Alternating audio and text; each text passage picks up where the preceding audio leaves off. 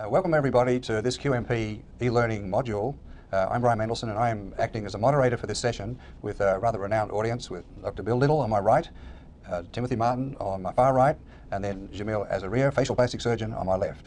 I just want you to know that this is not a rehearsed session. We don't know how it's going to turn out, but the point is that we're here to help you learn about periorbital fat grafting. And I'm here particularly to learn from these experts as well. So I'm on your side, trying to get the most information that I can from these top experts so that you can incorporate it in your practice and I can practice better. So the way we're going to do it is we've got each speaker will speak for a certain time. Bill Little for 5 minutes, Timothy with his video for 15 minutes, and Jamil for 10 minutes. But we've got time to be informal. And the whole point is, as you know, we learn in a situation like this from the interchange between the faculty.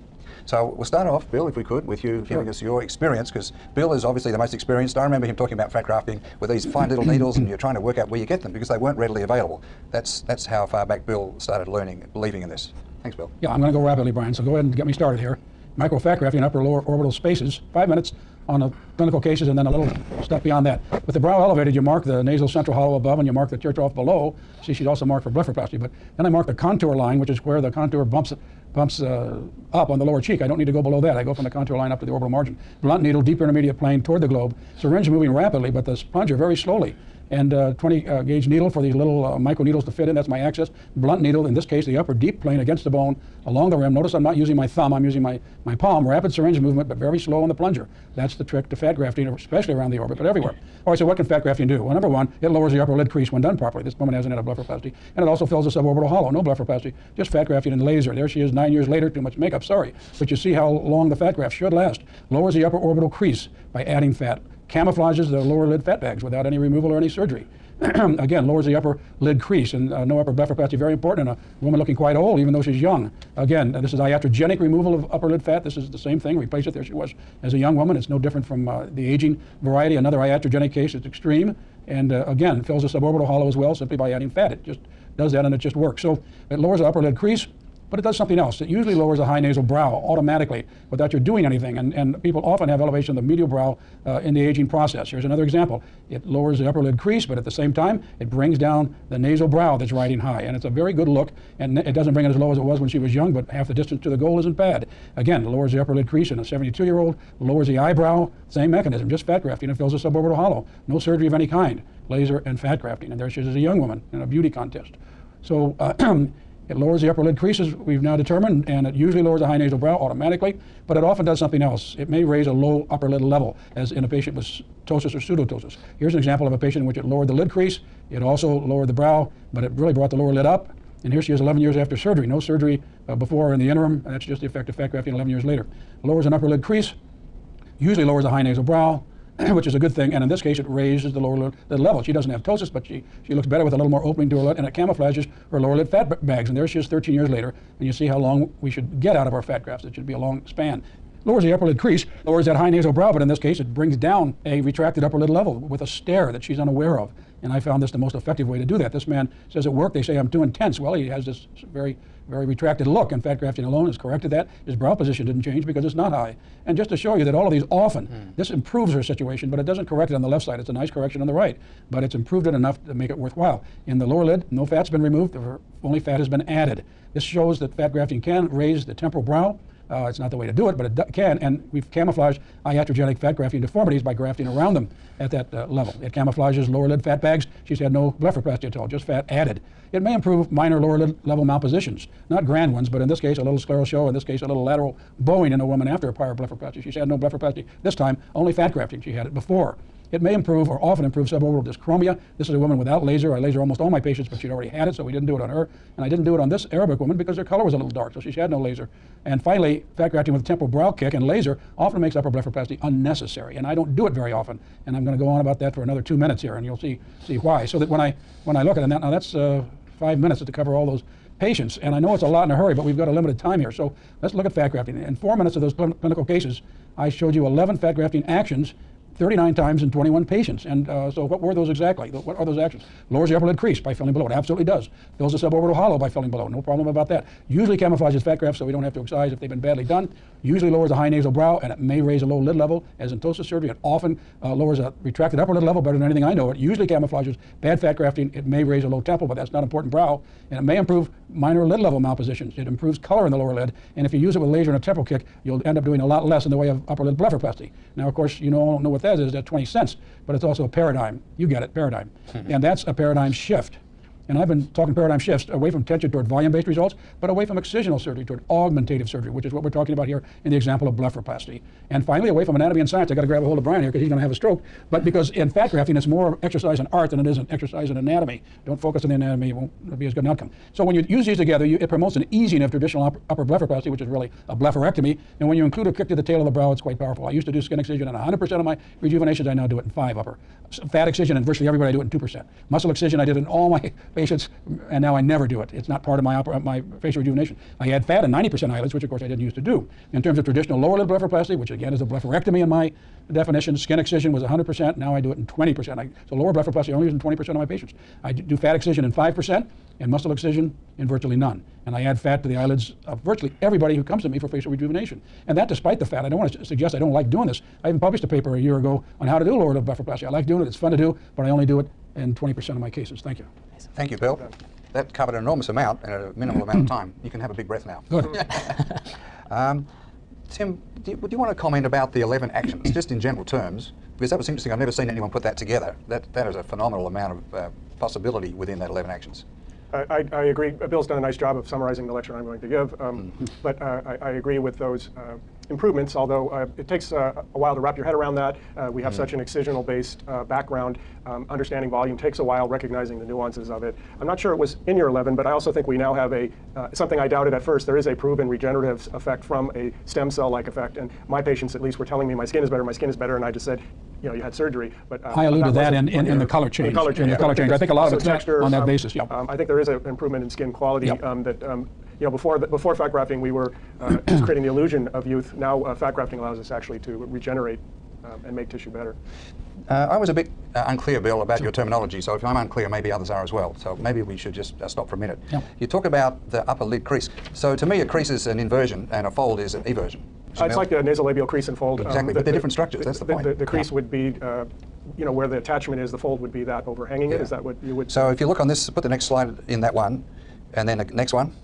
There. So you see the fold is the red part hanging down, and the crease is the groove in there. So when you say you're lowering the crease, would it be correct to say you're lowering the fold? Well, yeah, you could. I've been a little loose with that perhaps. Yeah. But look, what it does is it ends up with a much smaller pretarsal skin display. Exactly. And by the way, it's the look that the patient had at an earlier time in their life. And what you're doing, I've heard it said by eyelid experts that one thing you can't change in blepharoplasty is the lid crease. I won't tell you 2 or 3 oculoplastic experts who've said that, but you can. And no, I don't think that the crease is still there, Brian, on the right, and that all we're seeing is this massive overhang of skin and fat. I don't believe that. That would be a strange looking outcome. I think that the crease, as you want to call it, has actually moved in that case. I don't believe it's all. I don't think that's all just camouflaging that bit of skin. Thered be so much loose skin. So I see it differently. The crease would be properly situated at the height of the tarsus, which is only 8.5 millimeters up from the ciliary margin. But if you look on that pre-op on the left, at least ostensibly to a non-surgeon, the crease is up inside her orbit. And what adding volume has done is revealed the crease, the attachments of the pretarsal skin to the tarsus along the upper tarsal margin. So I think you could say that the crease isn't visualized in the pre-op. Adding volume to that orbit has revealed that crease by bringing the fold down over the so top.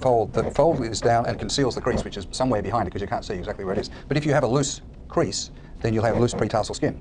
Well, this, on the left, I'm suspicious that woman has some levator dehiscence, and it's interesting how fat grafting can look like you made a ptosis repair because some of that woman's orbital fat is rolled up into her orbit because when her orbicularis oculi activates, it pulls the fat up into the orbit. Because if you look at the right postoperative case, Brian, if you're going to suggest to me that the fold is where it is at the age 61 preoperative crease, that means that her fold and her crease is at the level of her eyebrow now. I don't believe that's the case. So you and I have a point of disagreement on this. But what I'm more interested in is the appearance and the look. And if the look is young and if the look is natural, and if the look is good, I'll buy it. We all I'm agree all what for young it. and natural is. Bill, can I ask No, you? I don't know that we Yeah, do. We probably ask you, Bill. Do patients clearly she looks so much better before and after, and I'm sure she realizes that as well. Do patients clue into this? Do they come in asking you, saying there's something wrong, with skin excess? Now they know there's extra skin, but in this scenario, how do they present to you? Well, it's a good question. A lot of patients now will come in and talk about my eyelids are empty. I never heard that 10 years ago. Yeah. Did you in San Francisco, Tim? No, but I hear it a lot now. Yeah, that's what I was saying. How do you- They That's always right. thought they just had I this. hear it a lot. My eyes are empty, my eyes are hollow, my eyes are, but that's all new vocabulary in the last decade. Yeah.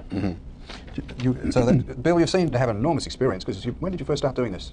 97, 98, and I published The Little Needle in the year 2001. Yeah. The same time Frank Trepsett suggested smaller needles. That was the breakthrough. Yeah, so that's nearly Instrument 20 size. years experience. So Yeah. how many cases would you roughly have done, do you reckon? Oh, I don't know, a bunch of them. I mean, I do this in every. It's all. I said 90%. 90% of people who come to me for facelift are going to get up some fat in their upper eyelids. Don't overdo it with your mounts. Yeah. And maybe Tim's going to get into mounts later. I didn't get into that. But go slowly. I'd rather come back and do the upper lid a second time. Number 7? Where they push too much. Yeah. Yeah.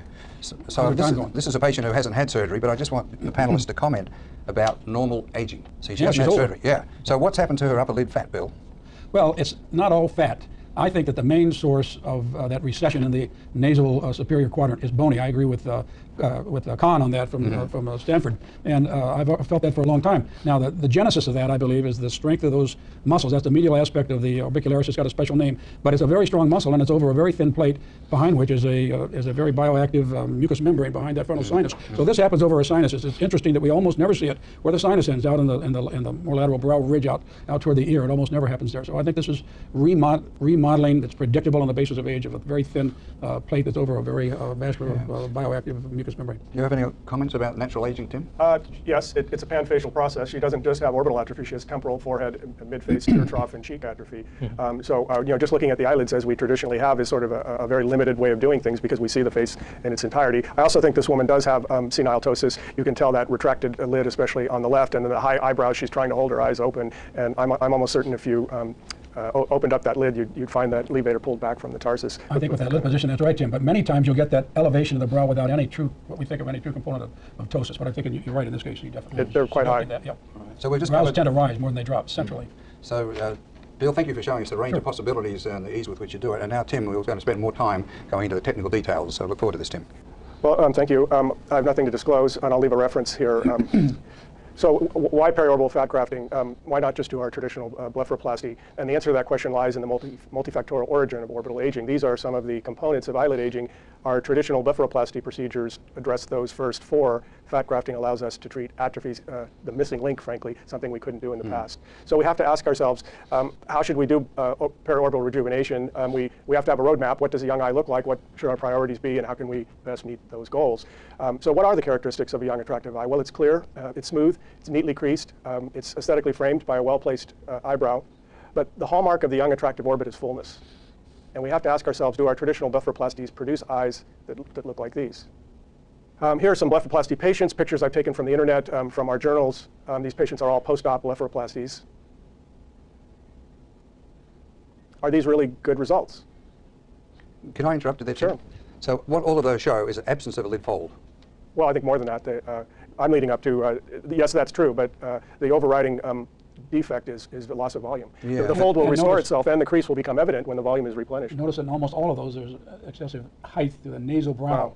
And that's typically associated with empty upper orbital The spaces. anatomy that you spoke of is there. It's just not, its landmarks are lost when the eye deflates. And simply filling the eye in usually, well, hopefully I'll show you that restores that. Yeah, these are post-op patients, and Yes. there's been excessive skin removal often. Maybe not. These are from As well as- textbooks. yeah. So these are recommended to us by some of our leaders in our field as good results. Yeah. It's what we've been taught to do to the upper eyelid. Do these eyes appear healthy? Do these eyes appear attractive, rejuvenated? And by the way, do they stay closed at night? I suggest that probably none of them do. And when I operate on patients who had this procedure done, my anesthesiologist has to get up about 12 times and go over and put lubricant in the eye because it stays open during general anesthesia, and it shouldn't. So we have to ask ourselves, should we be removing or adding fat to achieve the most aesthetic result? Should a blepharoplasty be more than a partial blepharectomy, as it traditionally has been? Do we need to rethink our approach to our blepharoplasty procedures, and can fat grafting help us achieve better outcomes? Someone's saying, well, why not transpose the eyelid fat? Why not do a septal reset? And that idea has merit. We're utilizing the orbital fat rather than throwing it away as we were traditionally taught to do. We're essentially lowering the hill and filling in the valley, and this gives a potentially better outcome than just removing and discarding the fat. The disadvantage from my standpoint is it's technically difficult, it's time consuming, it's open surgery, there's a long recovery, there's potential for nodules and irregularities. But my biggest problem is there's limited fat available. You're mostly treating the tear trough when you do this, and you're not getting any improvement in the lateral orbit, the cheek, the midface, the temple. temple or the upper orbit. I refer to it, Tim, as a waste of time. It's so much quicker to Yeah, do it our way. It's just wasting time. That's off to the I was people with politely trying technical to say ability, that. you know. But Well, it's so rare with time some waster. patients with just the tear trough deformity Exactly. association. The It's a lateral pan-facial fill and process. support's just not there with that. Good point.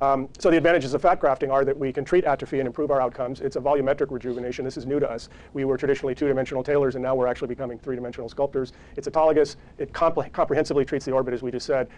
We're treating the whole upper face, not just the tear trough. It's long-lasting, produces sustained improvement, and there's now this documented stem cell rejuvenating effect. Disadvantages, it's new and different, and sometimes that frightens surgeons. There's a learning curve associated with it, just like everything we do. It's going to increase our time, although it saves us time in some ways, as Bill just mentioned. You don't have to do blepharoplasty. It saves a lot of time. If you don't have to do a mid-face lift, if you don't have to do a chin implant, a cheek implant, a jawline implant, you can do 5 implants with fat in a few minutes. Patients will have more swelling, often a longer recovery. There's some uncertainty of graft take, and you're going to have to overcome patients' misconceptions about it's going to make their face look fat or the fat is going to move. Patients are quickly catching on that these things just don't happen. So how can fat injections help us? What can they be used for? Well, we can treat the aging upper and lower eyelids. We can treat the hollow orbit, what patients sometimes call the nursing home eye. We can treat the over-resected upper eyelid, what patients sometimes call owl eyes. We can treat the proptotic ocular globe, what we call a negative vector eye, what patients often call frog eyes. This woman didn't have a craniofacial frontal advancement. We just buried that negative vector eye in fat by grafting the brow, midface, and infraorbital area, and we converted her to a neutral vector eye. We can treat the tear trough. We can treat the atrophic cheek. 25 years ago when I started my practice, I would have seen that as a bag that needed to be removed. But this is really a pseudo-herniation of fat. It's not so much that ocular fat grew and bulged out. It's that woman's cheek underneath that just melted away. And all I've done is fat graft her cheek. I've essentially filled her eye back up to this level with fat. No blepharoplasty was performed. If I would have done a blepharoplasty, this would have been her lid-cheek junction. It would be low in an elderly position. Let me point out also in this case, Tim, that you have corrected with fat grafting alone a lateral temporal slump or a lateral. Exactly. So it's almost as if you tighten your canthus a little bit, and you can get that effect. Not always, but in many cases. I agree with you. I agree. You might have noticed I also did her upper eyelid. If you look carefully, I did her radix. Even her nose looks a little better. We can treat the temples, a hallmark of the 5th decade of life. No matter how technically perfect a blepharoplasty you do, it will look awful on a background of a hollow temple. Those things are not congruent. A hollow temple is not congruent with a youthful, healthy appearance. And then, of course, the secondary facelift patient who's had overly aggressive eyelid surgery, who essentially has all those problems rolled into one. Not only have I fat grafted her upper and lower eyelids, but I've fat grafted the tear trough, the midface, the cheek, and the temple to create a smooth, youthful, more healthy appearing ocular orbital appearance. A few case examples, Bill showed some beautiful ones. A patient with no previous surgery requesting eyelid surgery. How many times have we been asked by patients to remove that little rim of skin up there? But she just had fat grafting to her temples, upper lower orbits, cheeks, and midface. She's had a facelift and appeal, but I think she has a better outcome with fat grafting. I think we should just stop and appreciate what you've just showed there. I'll show you I think the concentric lid fold with the eyelid margin is so beautiful. And that was with there was no tarsal anchoring. Basically her crease was there, but we don't see it in the empty orbit. When we fill the orbit up, then the attachments of the pretarsal skin along the superior tarsal margin become evident as a beautiful, youthful, healthy, sensual eyelid crease. A 51-year-old requesting blepharoplasty. Think for a minute what he would look like if we used our traditional techniques. Here he is after fat grafting to his temples, upper lower orbits, cheeks, and midface, no excisional eyelid surgery. Preoperatively, he looks cachectic, elderly. Postoperatively, there's a healthy masculine appearance. A patient who's had previous upper and lower blepharoplasty wants another one. She thinks there's loose skin on her eyes. Here she is after fat grafting temples, upper lower orbits, cheeks, and midface. She's had a face and forehead lift, but no excisional eyelid. Notice your medial brow has come down in the process too a bit. She has had a temple lift, but yes. But there's also been movement in the medial brow. It's lowered. When you show those beautiful eyelids that you've considered ideal results of young women, every one of them had a low medial brow. Yes, or a low, I agree. Low nasal I brow. have there are exceptions in beautiful women, but not so many. Very few. I agree with you. It's a hallmark. And this is a patient who you could argue is not fully restored, but I found there is a limit how much you can do in one stage. Do it a second time. Yeah, this is and don't get into trouble with the upper lids doing too much at once. Yes. Good point. That's a very important practical point for the people learning to do this. Yes. So that might be about 2.5 cc's. I don't know 3. I don't go over 3. 2.5 or 3 one time. If I want to do more, I come back. Yeah, that's a good rule of thumb. I think at that point there's diminishing returns and more likelihood of it being uneven or even shocking the patient. That's a very important point. Is too much change shocks the patient, and their first impression is of horror, and they will never appreciate the result. Whereas if they work incrementally, yes, they can. It can. I think that's changing. Again, both patients and surgeons have been rethinking the beautiful eyelid. Many patients used to come to us, Bill, 20 years ago, wanting that hollow, skeletalized eye. We were taught to give it to them, and now I think people are wise to it. Young, admired faces, both men and women, have a full upper. Do you know why they wanted that look? Because that was on the cover of Town and Country magazine. All of those Park Avenue women had overdone it. All of us said that. All of us said that's the way they should look. But the thing, but that wasn't what youth looked like. You alluded to this. Well, you get into a terrible situation with these patients because all they're going on is if there's a little extra skin, and then they come back and ask you again. began to take more and to take more and to take more because in their opinion, that great expansive skin should all be should be wrinkle-free. But of course, they don't close their eyes at night when you do that. You just get rid of that whole way of thinking that was so wrong, and by the way, so unhealthy for eyelid health. Yes. You know, everything about us gets drier as we get older. And if you think the eye's not among them, you're wrong. Could I have a glass of water, please? 61-year-old has had a previous blepharoplasty, thinks she needs another one. Think for a minute what she would look like if we did another blepharoplasty. Here she is after fat grafting to her temples, upper, lower orbits, cheeks, and midface. She's had a facelift and a forehead lift, but I think has a more youthful, healthy appearance. Your medial brow has dropped down in the process to a degree. But I know you patient kicked like the this who temple. has thinner skin like that versus the last patient we saw with thicker skin envelope and kind of more forgiving, is your approach any different, or are you more cautious, or volumes less? No, I think that there is a learning curve with this, and I think early on surgeons, it took us a while to figure it out, but if you stay down on the bone, if you're deep, under suborbicularis oculi, pre-periosteal, even thin skin patients get a very consistently good result. We now have small cannulas, we know to put the fat in slowly. And I think conceptually the problem is people think of this as injecting the eyelid. You're not, of course, putting fat in the pretarsal lid. You're not even putting fat in the preseptal lid. You're putting it in the preorbital lid. You're basically lowering the supraorbital rim. When I'm doing the procedure, that's my visual model. I'm putting the fat on the inferior margin of the supraorbital rim, pushing It's a the bony orbit down. augmentation. It needs to be thought of that way. Tim, Yes. are you using resurfacing laser or anything like this in any of these cases? Only on the lower lids, usually not on the uppers. I'm not a wrinkle fanatic, but I use erbium laser on the lower lids. I use it on both. I use it on both, and 95% I have for 15 years, and it's an old-fashioned CO2 ablative laser, but I use it at one low density of 4, and I never do Volume second trumps time. wrinkles. I never do it I'm second not. time. I think a well-contoured face that is volumized will be attractive with wrinkles, but a smooth face that it lacks volume will never be attractive. So volume is more important, but of course. And surface, sure. So this woman had no excisional surgery. Another woman had previous blepharoplasty, thinks she needs another blepharoplasty. Think for a minute what she would look like. Here she is after fat grafting, as in the other cases. No excisional surgery, a 56-year-old. That little rim of skin, how many times have patients come back and has to have that removed? She wants more skin removed. Here she is just after fat grafting. A much healthier, more pleasant kind of look, no excisional surgery. A 62-year-old with a little bit of ptosis, a very hollow orbit from prior surgery, thinks she needs another blepharoplasty. How can that help her? Here she is after fat grafting, face and forehead lift. Her ptosis is still there, but it looks improved on the right, but certainly the orbital volume has improved, no excisional surgery.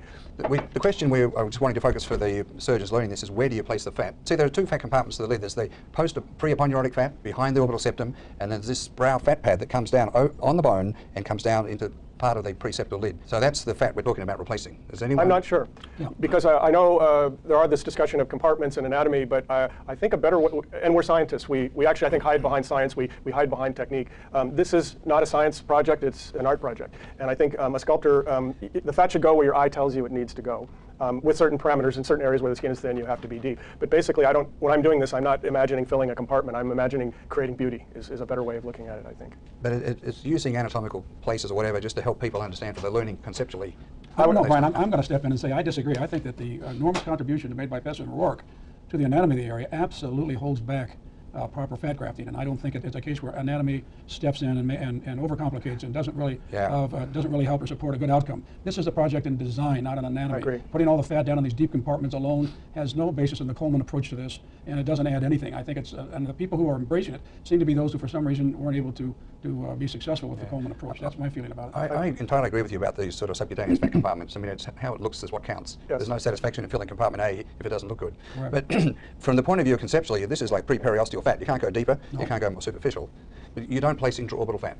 No, I don't think, what I'm doing, I'm not penetrating the orbital septum. In fact, on the lower lid, if I place fat and then open the lid transconjunctivally, I don't see my fat because it's all preseptal. It's been done, and the only person I know, and I can't tell you his name, was was a facial plastic surgeon who Fat Benzelmane does it talked too. about intraorbital fat grafting. Yeah, Fat Benzelmane Tell us about that. It's actually an oculoplastic surgeon, I believe. I don't think it was a facial plastic surgeon, but I think most of us generally say the principle we're saying above that. Yeah, why take that risk of going into the orbit? You know, Well, you it don't doesn't need make to. sense It's to not me. We can get a perfectly good result, but I think the anatomy is the fat goes on the inferior margin of And the by the way, supraorbital rim. on the speaking bone. anatomically, I've done 24 patients in which I put dermal fat grafts posteriorly beyond the equator of the globe, all the way back to the anterior fissure of the orbit. This is many, many years ago, and it really isn't half as effective as what we do in a tenth of the time with a blood Well, that's needle. an important point also. You've learned that. I never Given published that. confidence. I should have published that in the Journal of Negative Outcomes. Next, okay. This article, Meyer, Limburg, Woby, it's not talked about, but they studied the septum orbitale, and you see here is the inferior orbital rim, and this may, I don't know whether you're familiar with this, that the septum orbitale attaches to the posterior border of the inferior orbital rim, not to the anterior border or even the middle, and so there's a natural place to put fat. This is consistent with what I'm telling you, that I good. discovered just empirically, is there's plenty of place to put the fat right on the inferior margin of the bone and still stay outside. So you're hugging that cleft, basically. You're hugging the cleft Well, at the bottom. I think if you see the video, you're putting it on the inferior margin and a little bit anteriorly, and at the end I just wipe it or nudge it down a little bit because there's a little fat on the front. So that's conceptually, I think, for people to understand this, and they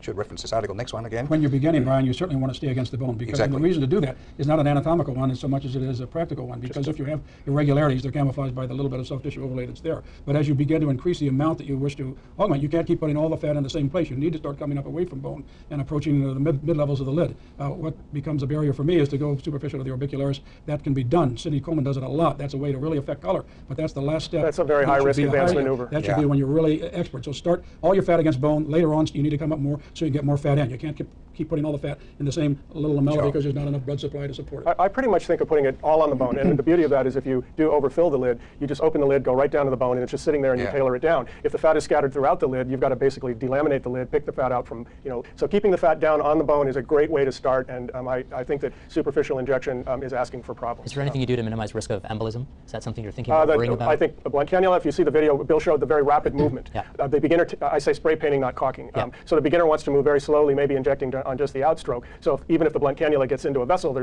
you're moving slowly, there's a chance of getting a bolus in the vessel. Right. If you're moving rapidly back and forth in a reciprocating action, injecting on the in and out stroke, even if you perforated a vessel, you'll be out of it pretty quickly, and you're making small, small amounts, injection, large rapid number of movement, passes. spray painting, not caulking. Epinephrine, whether you're using general anesthesia or not, I think is a very simple thing to do that helps. Another thing is never force, or these needles get plugged, particularly if you use very small needles as I do, Yeah. and instead of the surgical reaction, which is to save time Yeah. and force that thing through, As soon that's as a it's blocked, disaster. yeah. And if not for embolism, it's for a big block of fat lot of someplace that's fat, going to, so you hand that off to your tech, and she's immediately got a new one, so you don't fall victim to great that point. impatience. Especially in this area, And finally, don't use sharp needles, and when you do, use them only within the dermis. I use sharp needles a lot, but it's intradermal injections Yeah. in special locations, and that's later down your That's a more advanced technique yeah, also. A little more Yeah. advanced technique, yeah. We talked about unevenness, and this is something that really frightens people, and it frightens me because I've had experience of this, even with the most meticulous technique, look at that.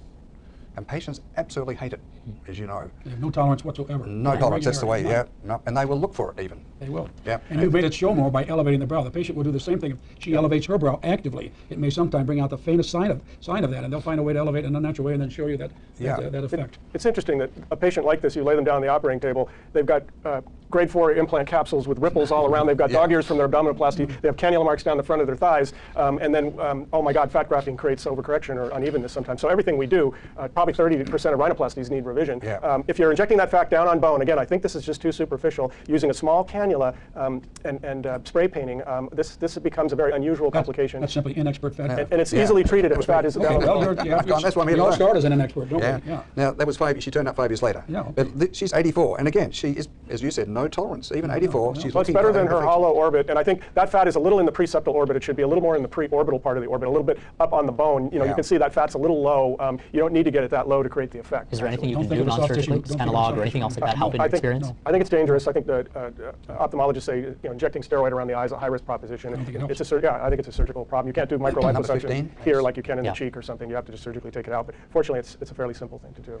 Except if you have lower lid lumps. It's you are. If there they're we are, down on the surgical bone, removal. Look at that, it's encapsulated fat, Sure. and that's why it's tight, bulging. Too much fat in one place, and yeah. it was probably put in very rapidly. With a bigger cannula. With a bigger We have cannula, with smaller slow movement, cannulas with slow now. movement. Yeah. So that Spray that's, paint, not caulk. you know, Good point. So, any other advice to learners starting off the first few cases? start off with less, and then if Tim says to do 6, you start doing 3, and then you tell your patients that you're conservative by nature and you're going to see them in 6 months and they may need a little more, and don't charge them very much to do the little more. I was redoing my lower lids a third of them for the first few years that I did this, so it's better to go that way than to go the other way. So start off, and that's true not just with this, but with any new technique. Yes. Do half of what the expert says and then work your way up Be gradually. conservative. That way, if you have a problem, it's a small one that's easily managed. Don't go swinging for a home run. That's true with everything we do. So. Jamil, you've had the shortest learning curve. Absolutely. Would you like to advise the younger surgeons what you've learned? Yeah, well, I haven't actually known an era without fat grafting. So when I finished my training, fat grafting was a part of it. I did most of my lower lids with fat transposition when I started and was happy with it, but was unsatisfied with the limited nature of the volume restoration that I was getting from it. Those are my disclosures. So we know that the periorbital region is such an important part. We've seen that even complications are not tolerated. Any slight kind of disharmony there is not something that patients can accept. I find that really when we're looking around the eyes, when I started out, it was really having patients come and saying, I got bags under my eyes, I got extra skin around my eyes. That's why I asked, how do your patients usually present to you? And we know there's so much more we can do for them. But it's so rare where just treating excess skin or removing fat around the eyes is the ideal solution. This is one of the first patients I treated, and when I started, I think one of the important points to tell patients or surgeons who are starting out is maybe to start in areas that have higher tolerance. Just start fat grafting the cheek area or infraorbital rim before you do that on your first case, because there's certainly a learning curve, both doing too much but also too little, or the fat not taking, or the swelling. There's a lot of other things that you need to understand as you're doing this. So the biggest thing I think fat grafting gives, especially in the lower eyelid region, is blending that lid-cheek junction, which without creating a smooth lid-cheek junction for a patient, we're not able to create that youth. Just by simply removing the fat, I think we often give them a hollower look or a more aged appearance to a patient. So, and it's not necessarily always an age-related phenomenon. We see patients that are younger who an attractive girl and she looks sad. For her, this is actually a case with volume augmentation using HA because she's young, but it's, she said, can you do my tear troughs? That was the buzzword that everyone's talking about, but this is about adding volume in the temple, in the forehead, at the root of the nose, like Tim mentioned in his, framing that eye, not just the hollow or just the bony orbital rim. There's so much more we can do with fat to create a much better contour around the eyes. Again, a patient like this that presents with tired-looking eyes and presenting for upper and lower blepharoplasty, I look at this as really poor support of that eye. We can see that lateral canthal angle, how it's downsloping, that excess length of the lid-cheek junction, and the lack of volume in the midface. And I think that's what's making her look more sad, more tired than simply the extra skin and extra fat around her eye. So by adding volume augmentation, not just to the eye, but to the cheek itself, I think we can get a much more youthful and smoother appearance. And I think it's a game changer. I just don't think you can do that without it. Well, there were some beautiful results there. Thank you. And so no wonder your practice is thriving without social media when you're getting results like that. Tim, do you have any comments about what Jamil was saying? No, I agree. It was all well said. I think he's ahead of the game, just recognizing that atrophy is a panfacial process, not just a tear trough. We have to see the orbit really as a continuum of the whole face. The classical blepharoplasty photograph, where we zoom up on the eyelids and show a technical removal of skin and fat, we would triumph in the technique. The reason we never showed the whole face is because the patient actually didn't look good with all that tissue removed from their eyelids. So it's very humiliating to take your quad bleph patient and take a picture of their whole face, because generally they don't look good. It's very hard to make the upper lower orbit look good without having volume in the mix. Can we just now get a little bit to technique for the practical things for the younger surgeons? Could you just each tell us what sort of cannula you use, starting your end, Tim? I think for the orbit, the 0.7 millimeter, which I think is the equivalent of a 23 gauge, I believe.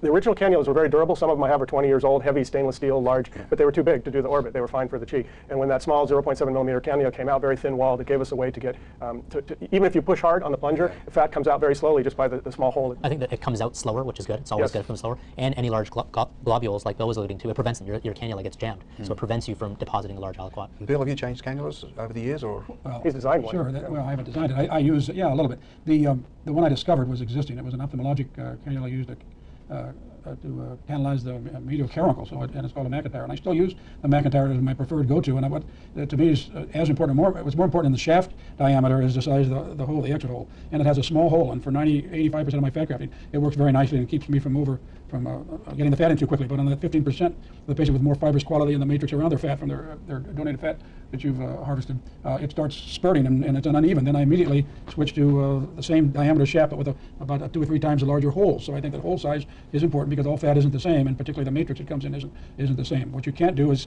have your fat spurting in. It's got to go on an even flow as you move back and forth. So adjust your holes appropriately. In general, fat harvested with a 2.1 to 2.4 millimeter cannula will go through that 0.7 23 gauge cannula without clogging it. If the patient's had prior liposuction or cool sculpt or some other manipulation of the donor site, then there can be more fibrous tissue. It's good to try to find a virgin part of their body to harvest from if you can. You're going to get better, smoother fat than a site that's had 3 liposuction procedures and 2 cool sculpt. It's an issue that comes up particularly with sharp fat grafting, which I think is very powerful. Holman was the first to do it and the first to describe it in his text. The first to publish in a journal was Tanar, which he called sniff, but it's sharp fat and it's placed with a 23 gauge disposable needle, and it's to me it's so much superior to what we had before, which was using subcision and trying to lace some fat in the new little spaces that we created. This is far more powerful, and particularly for vertical lines in the glabella, for vertical lines in the lip, for the complex depressions in and around the commissure. Sharp fat's very, very important. Now, if I use that same harvester, though I'm going to have a heck of a time getting it through. And that company made an original harvester that predated it, which I've asked them to continue making because it's much smaller fat. You harvest much smaller fat with that original cannula, and it goes in much easier. And if you're having a heck of a time doing it, then you can go to areas that are particularly devoid of that fibrous element. I consider the trochanter, which I almost never use otherwise, exactly that place. If I've got a lot of sharp fat that I want to do, I may go to the trochanter to get my fat rather than the hip roll, which I prefer for 95% of my fat grafting needs, but there's a little more fibrous up there. So all those become little nuances that you learn. But sharp fat grafting is important, but you cannot use sharp needles down deep in and some people have advocated, even in our journals, it's been an advocated position, and I've taken a position against that. So you're talking the sharp nap for intradermal? Yeah, intradermal are very close to the difference. We're talking about 2 different things. The fat grafting we're talking about today is blunt needle augmentation of the face. Sharp needle fat grafting is augmentation of the skin. It's dermal augmentation, different than what we've been talking about today. Yeah, like we use with Zydome years ago. It's a powerful additional thing. If I'm taking 30 cc's of fat to use, 7 cc's are going to be sharp, the other 23 is going to be for blunt. Can we just check with Jamil, what do you use for your I use a very similar set as well. I use 2.4 millimeter harvesting cannula. I've used some of the other cannulas made by companies with very small, kind of atraumatic ports, so they say, but I find when I do centrifuge it, I find that I have a lot more oil and a lot more broken cells than just a traditional bullet-tipped harvester. So I've stuck with that, and I use a variety of cannulas for injecting depending on plane, ranging 18, 19, 21 gauge. Cannulas, Yeah, blunt cannulas. Can I ask a question if any of you are using, you mentioned the stem cell capacity natural skin improvement. Is anyone using PRP or mixing PRP or anything else like that with their fat? I've been using it for 15 years. I think it adds nothing essentially, but it doesn't hurt. So I use it when I'm in the OR where we have that machine because I need it during my facelift. PRP has an important role in facelift for me, so I use it. I don't recommend that other people go out and get it. There are at least 3 surgeons in Europe who have an enormous bibliography on animal studies that show that it's the most wonderful thing going. The person who I think has the most wisdom about the basic science aspects of fat grafting of any is Jay Austin in Boston, and his opinion and mine is that it really doesn't do anything. So I wouldn't go out and buy it for that reason. Maybe you want to get it for other things, but not to mix with fat. But it doesn't hurt. Yeah. If you're from Long Island, it can't wait, and that's the reason I use it. I think the evidence is lacking, but my objection to even when I'm asked that is that we're trying to be a scientist. We're trying to make this into a science experiment. A painter doesn't care so much about the chrome content of their yellow paint. They just want yellow paint to put on the canvas. This is an art project, and we just hide from the fact that we're uncomfortable with art by being scientists. And I would say let go of that. Look at the face as a sculptural entity. Look at the face as an artist. Fat grafting is a tool, an artistic tool. We'll work out the science details, but right now, what we've shown today, I think, is the state of the art for where we're at currently. Yeah, but there's some bioactive material in the bottom of the Right, syringe. yeah. And you could argue that washing the fat through a tea strainer, you wash some of that away. We've argued about what's the best way to process the fat. Yeah. In particular, that plug at the bottom of the Yeah. syringe may have stromal vascular fraction, so some people are adding that Putting it back back in, in. and not all the fat. The high-density fat may be higher quality than the low-density, so centrifuging helps you separate out high-density fat. Right now we have a good clinical model for excellent outcomes as a clinical art, and you want to be careful about intruding. We need the basic science, but there's a lot of disagreement about it, and a lot of recent studies who even are confounding some of the things that Tim just cited in terms of losing through washing and all of that. So be careful of all of it. Yeah, don't get lost We've in got a that. clinical art right now. Let the scientists come along. They will. They'll give us and the they'll give us answers. the good things. So and we the have a answers. tool that you can use now effectively, safely. clinical tool. We have a clinical tool, and Yeah. most of us are clinicians. That's what we need. Well, it's been a very informative discussion. We haven't solved all the problems, that's for sure. So many more aspects I would have loved to have had time to discuss. But do you have any closing comments for the younger surgeons in beyond or emphasis of what we had? Well, if your patients are just having too much trouble with the lower lids, do what you do, Brian, and what I do right here, wear glasses. The frame So of wise glasses. words. Good for post-op. Any final comment, Tim, to the audience? Yeah, as we said earlier, start out slowly in safer areas of the cheek, the geniomandibular groove, to gain experience before you move up to the orbit. The orbit is a more advanced area. Make small additions at first, so if you have problems, there'll be small ones that are easy to manage. Fat grafting is a tool, but not a guaranteed path to success, and there can be technical triumphs like the ones you showed that are artistic failures. So just technically getting fat on the face is not necessarily our goal. And then get your patients back, figure out what you did right, figure out what you did wrong, and then figure out how to do the next case better. Basically a formula for everything we do, but particularly applicable to the orbit. One point I thought was really strong, came across, it's a pan-orbital or pan-facial problem, not just the lid itself. So including the orbital rim, including the temples, is an integral part of this. In other words, it's a beautiful eye, not a beautiful lid. I agree. And for example, I don't even use the word blepharoplasty anymore. I do blepharoplasty in 20% of lower lids. I do it in 5% of upper lids. So I don't even use that term. I talk about orbitoplasty. It's a broader aesthetic unit. And I don't touch the bleph in many of the patients that I treat, I think, successfully. So we got to get away from that focused, narrow idea. Even orbitoplasty is Much limited because broader. the cheek and the temple matter. Yeah, You know? absolutely. So Well, it goes beyond that. We I see include the the temple face in as that a congruent whole, not as just an eyelid. Good. Well, I hope you have found this session very informative. On behalf of you, I would like to thank the panelists, Tim, Bill, and Azario. Thank you.